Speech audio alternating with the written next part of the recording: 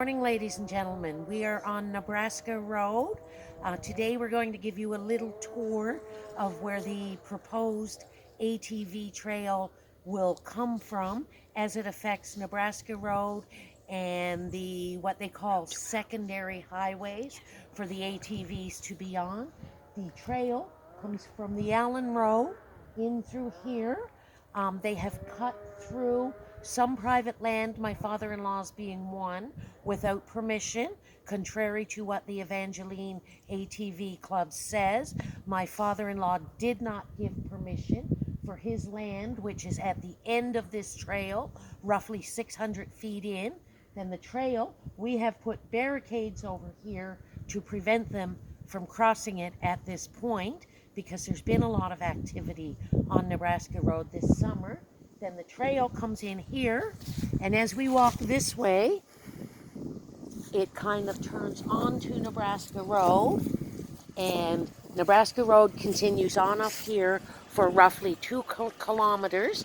To the left of Nebraska Road at this point, there is a family compound, I will call it, that has roughly 6 building structures that are summer homes, holidays, weekends. The families, all the one family, spend different times here on that property to the left. Now let's jump in the vehicle and we'll go for a drive.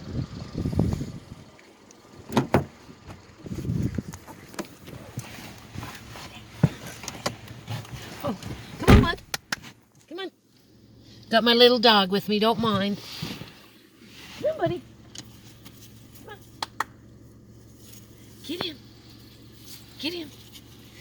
Come here, you little chubber. Don't forget my dog. Okay, so we are heading up Nebraska Road. Nebraska is fairly private, fairly secluded road. It is partially a dirt road. We have a couple of landowners down here that have property for their personal use that they don't really live on. But on the left, again, there is another compound that two families spend their weekends and summers and holidays at over the years, the 12, 13 years that I have been here. Then we are coming up on another family compound on the left again that has 2 cottages plus a camper. So far we've passed a 6 structure compound, a 2 structure compound, and a 3 structure compound. And those are the temporary summer residents, weekends, holidays, whatnot. They spend a lot of time out here on those times. And to the right, as we approach, there is a year-round resident. The first year-round resident back this distance lives in this home right here, and he is right at the Nebraska Creek, which runs into the Southwest River and ultimately into Malpeque Bay, where the famous mussels and oysters are from. Nebraska is a beautiful, quiet little area. This dirt road that we're on in the spring and fall becomes really muddy, really difficult to drive on. A lot of mud, a lot of everything around here not really fit to travel on in spring and fall. To the right, as we come up, there is a new residence being installed. Just back from the road, fairly close to the edge of the road, will definitely be affected. Now, as we come up, you can probably see where the dirt road is ending and it's coming into crushed asphalt. Now, to the right of this is my home, where I live with my husband. And my husband's in a wheelchair. You can see our wheelchair van, a wheelchair ramp at the front. This crushed asphalt has been on this area of this road for about 4 years. Already the crushed asphalt is starting to break down.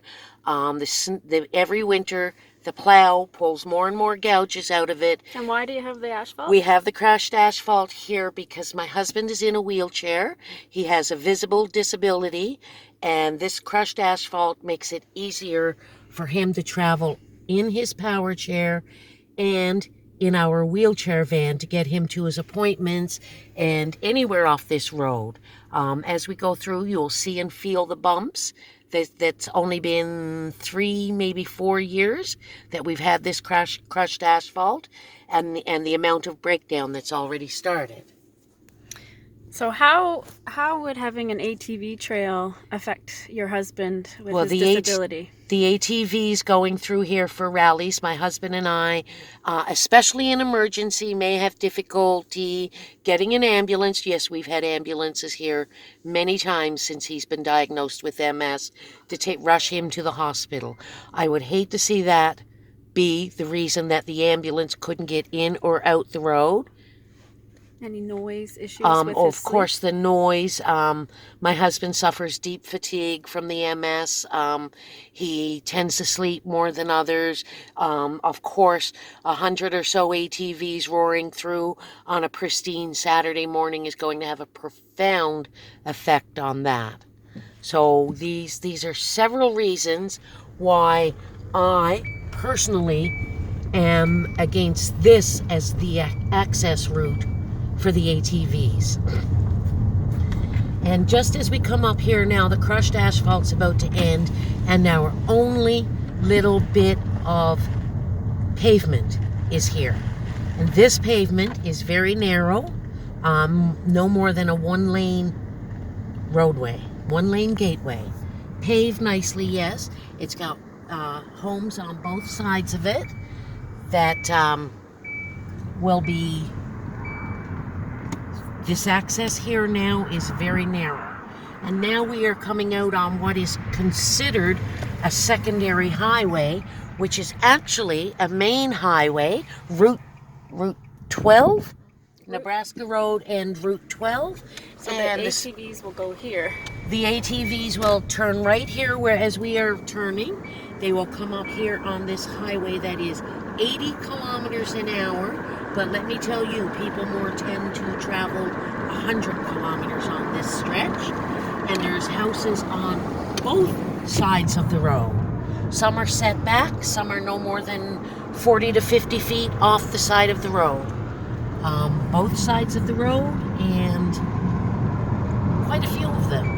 And this is also a long strip of highway for 80 to 100, upwards of 1,000 ATVs to be traveling on. And the Evangeline ATV Club has publicly produced a map showing that to connect the Nebraska Road to the McLean Road, they will use this Route 12 to connect. So there's a lot of homes here.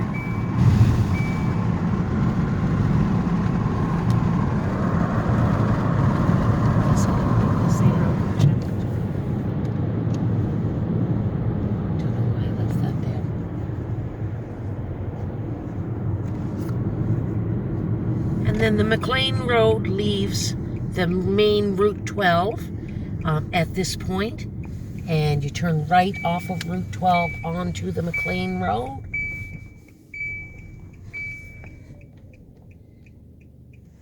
And this is how they would get off of Route 12 from Nebraska, or on Nebraska via Route 12, depending on the direction they're traveling in.